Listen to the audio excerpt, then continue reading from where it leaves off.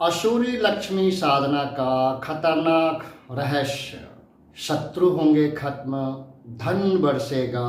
100% गुप्त तांत्रिक प्रयोग।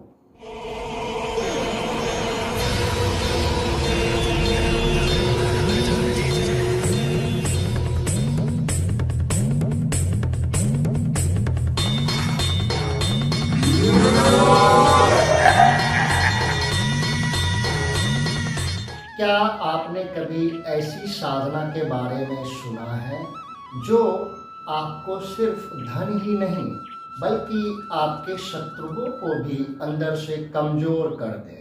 एक ऐसी साधना जिसे करने से नकारात्मक शक्तियां खुद भाग जाती है और बंद किस्मत के दरवाजे अपने आप खुलने लगते हैं। लेकिन सावधान, यह कोई साधारण साधना नहीं है। यह है असुरी लक्ष्मी साधना, एक ऐसी तांत्रिक साधना जिसे करने के बाद साधक की ऊर्जा पूरी तरह से बदल जाती है।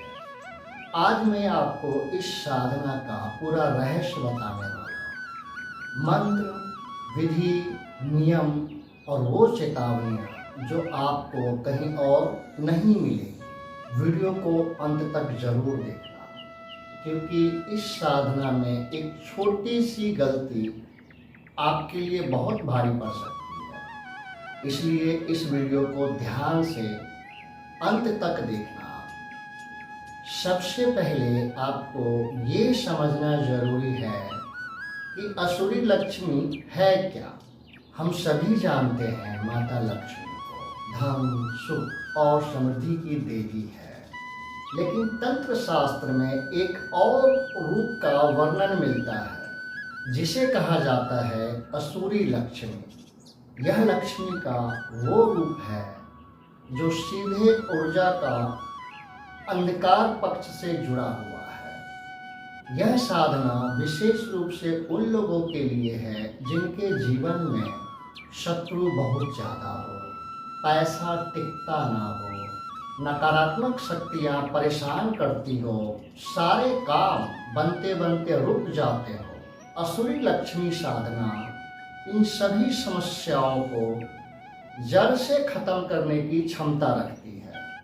अब बात करते हैं इस साधना की सबसे शक्तिशाली हिस्से की, जो है असुरी लक्ष्मी का गुप्त मंत्र। ओम ह्रीम ह्रीम असुरी लक्ष्मी ह्रीम ह्रीम फट। ये असुरी लक्ष्मी का मूल मंत्र है। यह कोई साधारण मंत्र नहीं है।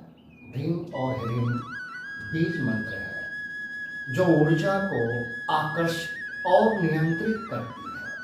फट शब्द नकारात्मक को काटने का कार्य करता है। जब आप इस मंत्र का जाप करते हैं तो आपके चारों ओर एक अदृश्य शक्ति बनती है जो आपके शत्रुओं को कमजोर करती है, धन के नए रास्ते खोलती है, बुरी शक्तियों को दूर करती है। लेकिन ध्यान रखने वाली बात यह है, मंत्र का उच्चारण बिल्कुल शुद्ध होना चाहिए। आइए अब जानते हैं ये साधना कब करना चाहिए, इसकी सही विधि और विधान। अमावस्या की रात इसके लिए सबसे सही समय होता है।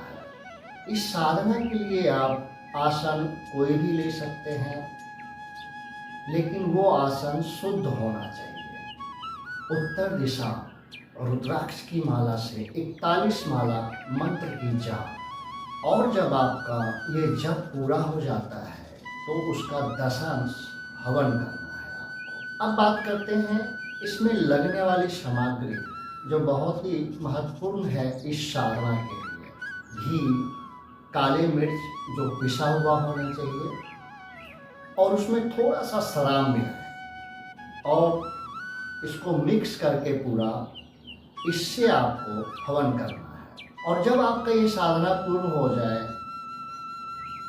तो शनिवार का शनिवार एक माला इससे आहुति दें।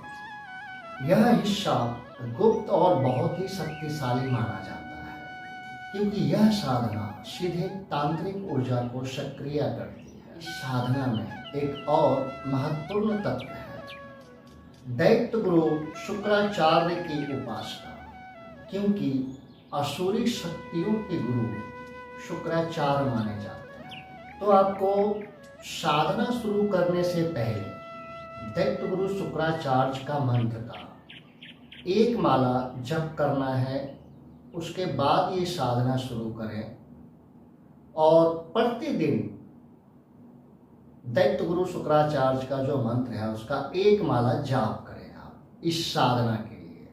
इससे आपको साधना में तेजी से सफलता मिलेगी, ऊर्जा नियंत्रण में रहेगी, गलत प्रभावों से सुरक्षा मिलेगी। जब यह साधना धीरे धीरे सिद्ध होने लगती है तो साधक को कुछ संकेत मिलते हैं। अजीब तरह का सपना आना, ऐसा लगना जो कोई है आपके आसपास, अचानक धन का अवसर मिलना, शत्रुओं का खुद से पीछे हटना। इस साधना में कभी कभी साधक को डर भी लगता है, लेकिन यह साधना का हिस्सा है।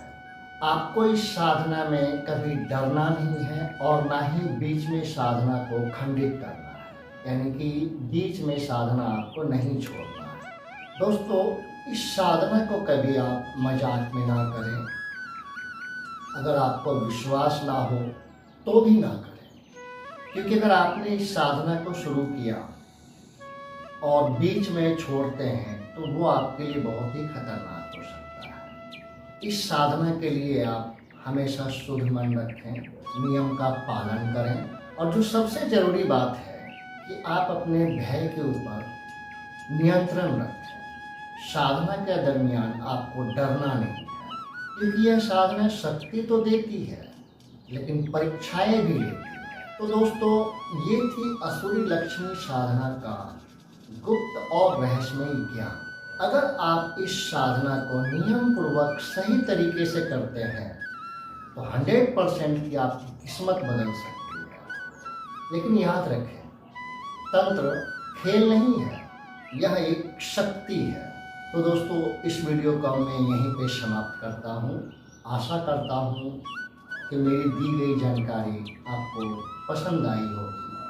अगर आप ऐसे ही तांत्रिक गुप्त रहस्य जानना चाहते हैं तो हमारे चैनल को सब्सक्राइब करें। जय मां आद्यशक्ति।